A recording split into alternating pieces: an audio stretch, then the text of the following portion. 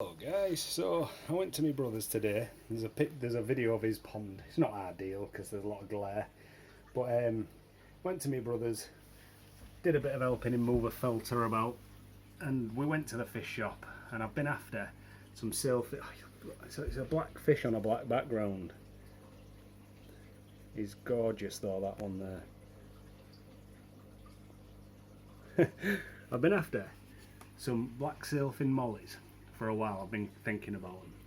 So I've got three. I don't know. I think they're all males. Don't know where the other one is. I say I've got a tank with a black background. This is my quarantine stroke hospital tank. Now I have this just on a shelf in a garage, dry, with all the gear in it, ready to go at any time. So if I have a sick fish, I can just blaze in, grab this.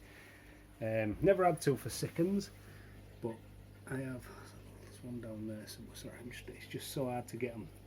This one's alright because he's not on the thing, but this one's the gorgeous one. Look at him.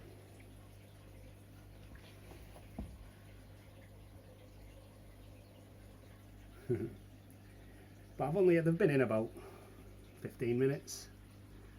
But this is my tank. So I've got a video. It's a dual something or other.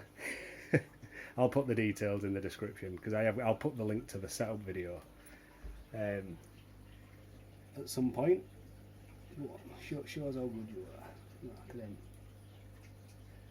Because they grow good size to sailfins and they look amazing when they've got the fin up.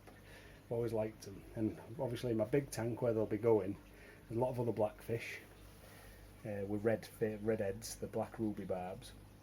So these will look good. There's no background in that because you see it from both sides. It's just room divider. And yeah, so I have fake plants. These are all fake plants in a little, I don't know what it is, a little cave. No gravel or out because it's an hospital tank and stuff. You want it easy. So I've built a lid because that's the only thing I don't use because I like me hang on the back filter for these because it's so simple. So what I do is I've got egg crate. This was because I had some fish in what have a tendency to jump at some point. So I've got a background, a lid on it made of this. I've got the light going through. I cut that section out there because it's surprising how much light that actually does block if it's just laid across the top. Which is, I know it sounds crazy, but because it is open, but it's amazing how much light that cuts out. And then I've got a Seachem Tardal 55, and I like this. I mean, it's meant to be for a really big tank. Now I'm sure people use it for it and are fine, but for me it's nowhere near for a big tank, like a 55 gallon or something like that. So sorry, I just took the lid off. So basically it's got a bigger heater than comes with it because it's only got a 55 heater on it.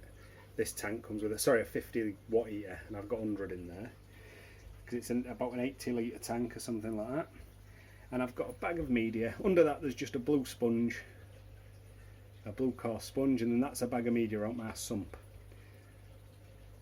And so that's it. All I do is the sump that's under there, under the big tank. So you won't see it. It's going to be the lighting on, and it's going to be a glare disaster. But there's like a million videos of my tank. So, well, not in its current form. There's like 2. But I just grabbed a bag of media out of there because that sump's incredible for media. In fact, I'm gonna pause you, and then we're gonna come back in the room. So media in this tank, in this sump, it's got 3 filter socks, got a piece of Japanese matting, a piece of filter floss, Japanese matting, filter floss, Japanese matting. Then into this chamber, which as you can see is all a massive chamber. It's the full thing. Like it's all Bioome, Cyperax, Substrat, Matrix. It's got a lot of good stuff. Max Specs, Nano Balls.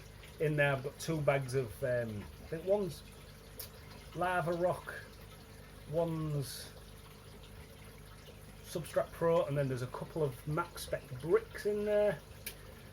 And then, as you can probably see, I've got a big fluidized moving bed in there as well, which is a big old one that goes right down to the bottom. That's a big old girl. So basically all I've done is take a bag of the decent stuff out of there that's already fully seeded, I've filled it with water out of this tank, and there we are, instant quarantine. So now I get to watch them over the next few days, and we see how they get on. I say next few days, they'll be in here a month. I just thought I'd give you a bit of a look.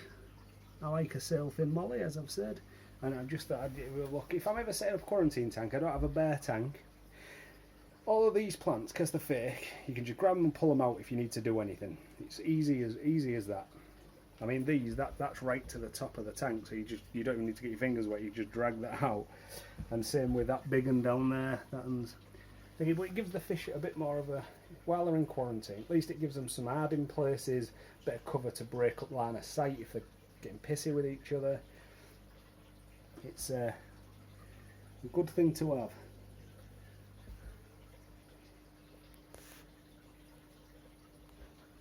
Some fatties.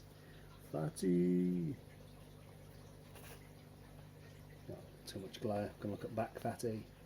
Gonna curl in.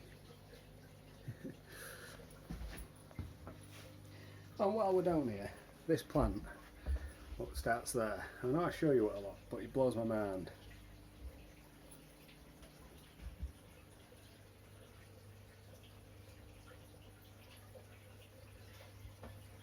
Started with one leaf. But yeah, no, it's all across the wall and everything. It's going forever. But yeah.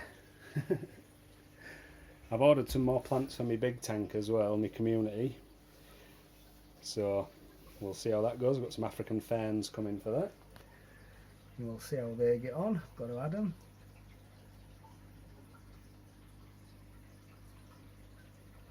Sail up. Yeah. But yeah, so that's my quarantine tank. There's 3 black mollies. Thanks for watching.